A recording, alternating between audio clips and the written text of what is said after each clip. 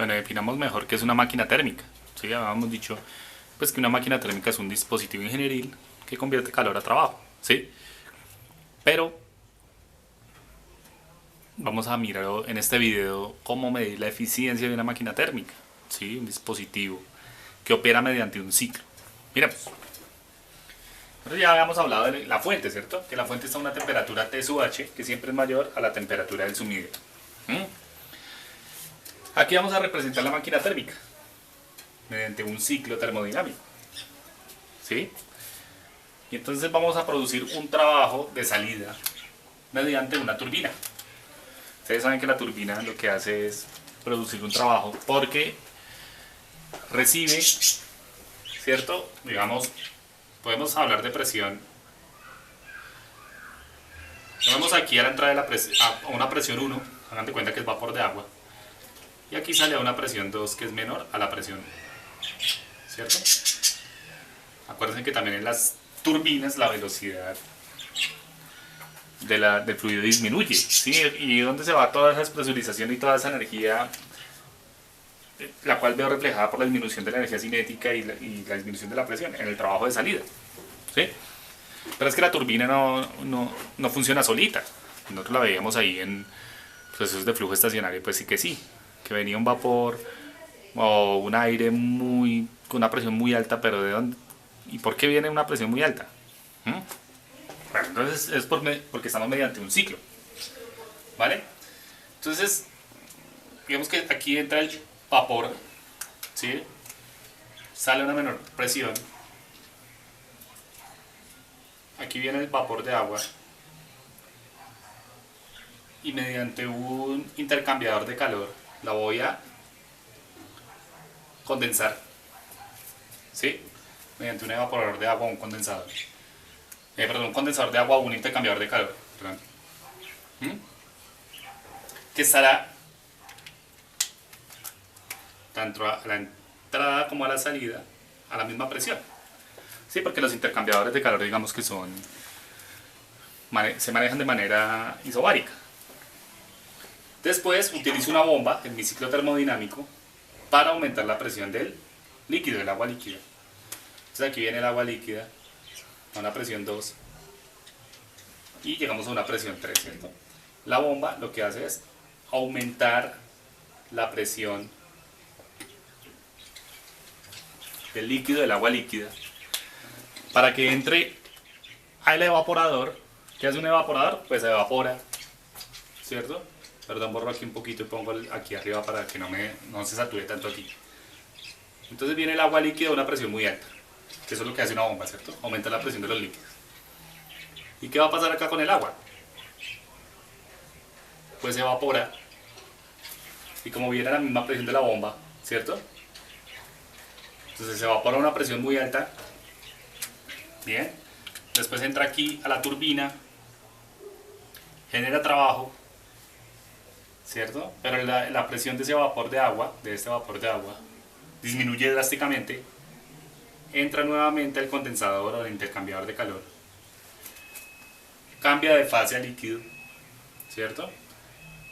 Entra a la bomba como agua líquida, aumenta su presión considerablemente, pero aquí viene líquido. Entra el evaporador a una presión muy alta, ¿cierto? Pero líquida, y se evapora, de tal manera que nuevamente el vapor de agua entra a la turbina y así completamos el ciclo, ¿cierto? Un número n de veces lo que genera es un trabajo allí que podemos llamar trabajo de salida, ¿cierto? El trabajo producido por la turbina. Pero esta máquina térmica no funciona si no tenemos la fuente y el sumidero. ¿Y por qué? ¿No puede funcionar así solita? No. Necesitamos la fuente. Porque el evaporador es un intercambiador de calor. ¿Sí? ¿A quién le está dando ese calor? La fuente. ¿Por qué? Porque es que yo, para pasar de líquido a gas, o de líquido a vapor, como quieran llamarlo, necesito transferirle calor al sistema, ¿cierto? Este es un proceso endotérmico. El cambio de fase de líquido a vapor es un proceso endotérmico. ¿Quién le hace calor? Pues la fuente, ¿cierto? Y necesitamos el sumidero, pues claro, obvio sí. Porque viene el agua aquí como vapor, ¿cierto? Y aquí se condensa, que también el condensador es un intercambiador de calor. Nosotros veíamos en los ejercicios que cuando se condensa una sustancia, ¿cierto? Está disminuyendo su temperatura. No, está disminuyendo su temperatura porque esto es un cambio de fase. Esa presión y temperatura constante, perdón. Pero está disminuyendo su volumen específico, quería decir. Se está condensando, ¿sí? Está pasando de vapor a líquido. Y en ese proceso, muchachos, en ese proceso se transfiere calor hacia los alrededores porque el cambio de fase de vapor a líquido es un proceso exotérmico, un cambio de fase, ¿cierto? Que es el contrario del proceso de arriba. ¿Sí? Si este es endotérmico de pasar líquido a vapor, este es exotérmico porque es de vapor a líquido. Y ese calor, ¿cierto?, que se transfiere a los alrededores es el Q sub L. ¿Y quién lo recibe? Pues el sumidero. ¿Sí? ¿Sí notan que necesitamos de los dos depósitos de energía, la fuente y el sumidero? Y que T sub L, que es la temperatura del sumidero, siempre tiene que ser menor a la temperatura de la fuente, en este caso, cuando hablamos de máquinas térmicas. ¿Todo esto para qué? Para generar un trabajo de salida, un trabajo de flecha, un trabajo eléctrico. ¿Sí? De tal manera que, fíjense que en realidad es un ciclo termodinámico, ¿sí? La unión, mediante un ciclo de una turbina, condensador, que es un intercambiador de calor, bomba, ¿cierto?, que aumenta la presión de los líquidos, y otra vez el evaporador, que es otro intercambiador de calor. Es la unión de 4 procesos o dispositivos que operan de manera estacionaria. Entonces fíjense aquí cómo unimos todos los conceptos. Esto es más o menos para mostrarles que cuando uno pone MT, una bolita con MT, está describiendo una máquina térmica, ¿cierto? Y uno se imagina que por dentro hay un ciclo que está operando. Está operando con un único fin, de generar un trabajo. La turbina es un generador, ¿cierto? Y entonces, ¿qué yo quiero de esta máquina térmica? ¿Qué yo quiero de ese dispositivo ingenieril? Un trabajo neto, un trabajo de salida neto, ¿sí? El trabajo de salida neto pues será el trabajo de salida menos el de entrada. Neto es como el aprovechable. ¿Y por qué lo llamo neto? Sí, es que para que funcione la bomba, ustedes hicieron una matriz donde la bomba necesita un trabajo de entrada, ¿cierto? La bomba no funciona solita, ¿sí? Necesita un trabajo de entrada, un potencial eléctrico de entrada. Entonces vamos a llamar ese trabajo aprovechable trabajo de salida neto, que no es más que el trabajo de salida menos el de entrada. Y con esta diferencia podemos saber más o menos cuánto trabajo se produjo, en realidad, un trabajo neto. ¿Sí? Listo. Ahora pensemos un poquito en la primera ley de la termodinámica. La máquina térmica es un ciclo termodinámico. Es un ciclo termodinámico, sí. Que opera mediante 2 depósitos de energía térmica, una fuente y un sumidero. Bueno.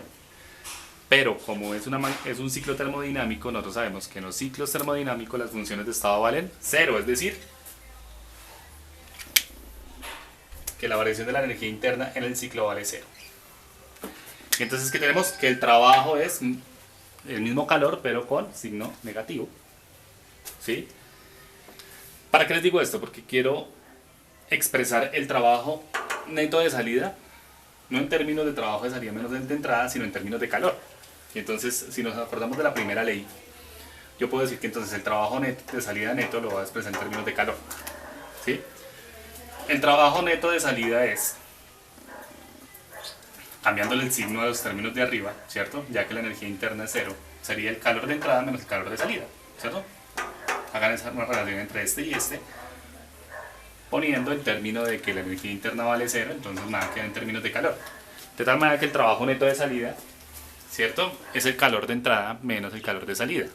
Pero nosotros sabemos que el calor de entrada es Q sub H y el calor de salida es Q sub L, ¿cierto? Entonces aquí, ya acordándonos de la primera ley, expresamos el trabajo neto de salida como Q sub H, que es el calor transferido desde la fuente, menos Q sub L, que es la transferencia de calor al sumidero.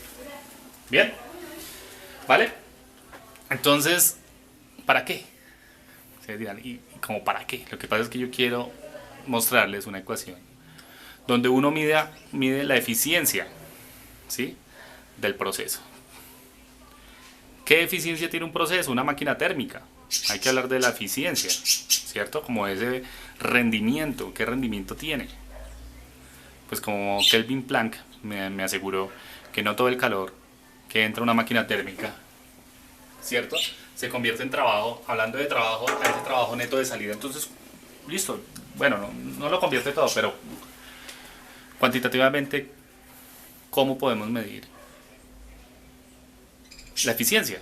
¿Qué tanto trabajo se convierte a partir de calor de entrada? ¿Sí? Eso se llama eficiencia térmica. Y lo vamos a ver mediante este símbolo, eficiencia térmica. N térmico. ¿Sí? Uno siempre mide una eficiencia como ese trabajo neto aprovechable, ¿cierto? En el trabajo neto yo ya desconté el trabajo de entrada, ¿sí? Entonces el trabajo neto es como en realidad ese trabajo aprovechable a partir del ciclo termodinámico, dividido lo que me cuesta el proceso, ¿sí?, los costos del proceso. ¿Qué son los costos del proceso? El calor de entrada, ¿cierto? El calor de entrada, porque es que no es que la fuente, habíamos hablado de que son hornos industriales, ¿cierto? Reacciones de oxidación, diferentes formas de energía con las cuales yo pueda transferir calor a la máquina térmica, ¿sí? De tal manera que eso es lo que cuesta.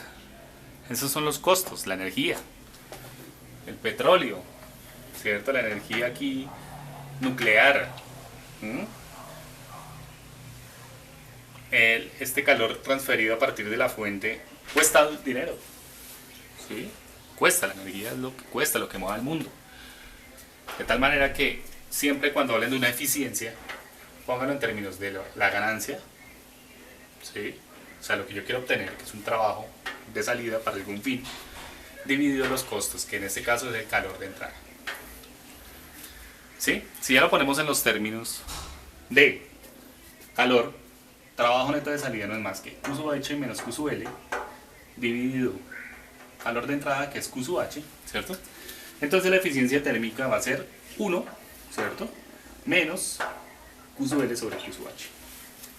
Es decir, que la eficiencia térmica la podemos calcular en términos de transferencias de calor. Si yo tengo valores del calor transferido a la máquina térmica, ¿cierto?, y de calor transferido de la máquina térmica al sumidero, puedo calcular la eficiencia térmica de un proceso. ¿Vale? Bien. Ustedes dirán, bueno, pero si el calor de vaporización no es el mismo que el calor de condensación con signo contrario, aquí no es así, muchachos, porque es que aquí hay que tener en cuenta varias consideraciones. Por ejemplo, el trabajo de entrada y el trabajo de salida, esos ya son términos, ¿cierto?, en los cuales en un ciclo termodinámico tenemos que tener en cuenta a la hora de calcular la eficiencia. No todo el trabajo que salió de la turbina es el aprovechable, no. Fíjense, le descontamos el que gastó la bomba para saber cuánto obtenemos. Trabajo neto de salida. En esos términos yo puedo decir que entonces la eficiencia térmica siempre va a ser mayor a cero, porque si fuera a cero entonces no habría trabajo, ¿cierto? No habría eficiencia. ¿Sí? Siempre va a ser mayor a cero, pero menor a 1, menor a la unidad. ¿Por qué? Porque es que la eficiencia térmica siempre va de 0 a 1, ¿vale? Pero mayor o menor. Entonces, cuando hagamos ejercicios van a ver que las eficiencias térmicas me van a dar de 0,5, de 0,3. Por ejemplo, los motores de combustión realmente tienen un 0,25 de eficiencia, lo cual yo la puedo pensar en un porcentaje de eficiencia, ¿sí? Cuando ustedes vean la eficiencia, pues es una fracción, pero nosotros estamos acostumbrados a pensar más en porcentajes. Entonces, si tienen una eficiencia, multiplíquenla por 100. Porque yo cuando la multiplico por 100, hablo de un porcentaje de eficiencia, que no es más que la eficiencia térmica por 100%. Nosotros estamos acostumbrados a pensar en porcentajes, ¿cierto? Y como la eficiencia térmica es un factor, una fracción, nosotros multiplicamos por 100%. Entonces, ¿qué les cuento? Que los motores de combustión interna normales, de gasolina, de carros, de una moto, tienen una eficiencia térmica del 25-27%. ¿Sí? 0,25, 0,26. Los motores a diésel tienen unas eficiencias más altas. 35, 40%. Las turbinas, hay turbinas que llegan a tener eficiencias del 50-55%. ¿Sí? O generadores, pero obtener eficiencias térmicas en la vida real arriba del 50% en realidad que es un reto, ¿sí? Un reto ingenieril. Los científicos y los ingenieros optimizan mucho los procesos para que este término aumente, ¿sí? Porque si yo tengo una eficiencia térmica mayor y me voy acercando a la unidad, ¿qué pasa? Optimizo un proceso y no voy a gastar tanta energía de entrada, ¿sí? Pero optimizar los procesos lleva un costo, muchachos, y es la segunda ley. La segunda ley de la termodinámica es implacable en eso y me dice que no, que usted nunca va a llegar a 1. La eficiencia térmica de un proceso nunca va a llegar a 1, y eso nos lo va a explicar el principio de Carnot en el próximo video. Pero lo dejo aquí con el término de máquina térmica, ¿sí? ¿Qué quiere decir? Calor de entrada, calor de salida, ¿cierto? Trabajo de salida, trabajo de entrada, ¿cierto? Calor de entrada, calor de salida, que va al sumidero. Un trabajo de entrada si utilizo una bomba, por ejemplo. Un trabajo de salida, pero en realidad yo tengo que hablar en términos netos. Un trabajo aprovechable. Utilizamos primera ley para dejar ese trabajo neto en términos de calor y acercarnos o tener una aproximación de la ecuación de ¿qué? De la eficiencia térmica, que va en términos de la transferencia de calor de la fuente y del sumidero. ¿Sí? Fíjense que según esta segunda ley es imposible tener una eficiencia térmica de 1, porque para que sea 1, o sea, y multiplicarlo por 100%, para que dé 100% de eficiencia, es imposible. ¿Por qué? Este término me lo impide. Para que esto sea el 100%, tendría que dar 1, ¿cierto? Y para que la eficiencia térmica sea 1, este término tiene que tender a 0. Y resulta que las transferencias de calor al sumidero tienen que ser muy pequeñas y las transferencias de calor desde la fuente tienen que ser demasiado grandes. Y eso en la vida real es imposible. Nosotros tenemos limitaciones para la obtención de energía. Y también en las industrias, en esos ciclos termodinámicos, la transferencia de calor hacia el sumidero no es que sea muy pequeña. De tal manera que eso es un acercamiento a la segunda ley. La eficiencia térmica me está diciendo que ningún proceso, por más que yo sea pulido en utilizar sustancias puras, disminuir la fricción de los procesos, utilizar materiales aquí, materiales muy finos para evitar la disipación de calor. No, muchachos, la eficiencia térmica no va a ser nunca 1 o 100%, nunca. No crean que aquí en los ciclos termodinámicos industrialmente se utiliza agua pura, agua destilada, no, ¿cierto? El agua que se utiliza en un proceso como tal, un proceso industrial, imagínense uno gastar agua destilada en un proceso industrial, se le va a millones de pesos, ¿cierto? Agua normal, agua de la llave, de un río o algo así, ahí ya tenemos impurezas en el agua, por ejemplo, un ejemplo. Otra cosa, que cuando uno considera los ciclos hay que ver que hay pérdidas de calor por disipación de energía, por sonido, por fricción, ¿cierto? Allí ya hay pérdida de energía, ¿vale? Entonces, no, el proceso no es como tal ideal. Si el proceso fuera muy ideal, ya estaríamos hablando de una máquina térmica de Carnot, descrito por un ciclo de Carnot. Entonces, aguarden el próximo video.